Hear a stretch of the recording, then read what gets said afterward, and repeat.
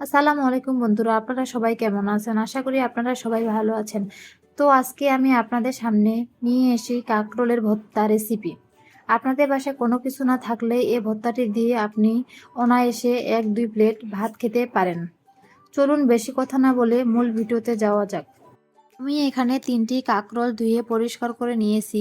এখন এগুলোকে কিছুটা পাতলাভাবে কেটে নিয়েছি।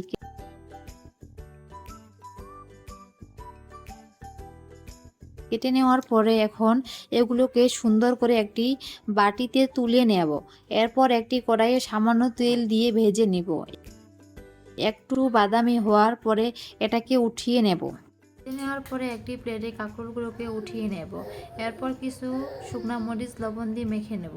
এরপর মাখা শুকনো মরিচগুলোকে পেঁয়াজের সঙ্গে মাখিয়ে কাঁকরোলগুলোকে ভর্তা করে নেব। এর মধ্যে দিয়ে আমাদের তৈরি হয়ে গেল আমাদের মজাদার কাঁকরোল ভর্তা। এই ভিডিওটি যদি আপনাদের কাছে ভালো লেগে থাকে তাহলে আমার চ্যানেলটি সাবস্ক্রাইব করে দিবেন এবং ভিডিওটি একটি লাইক করবেন। আজকের জন্য এইটুকু। আল্লাহ হাফেজ।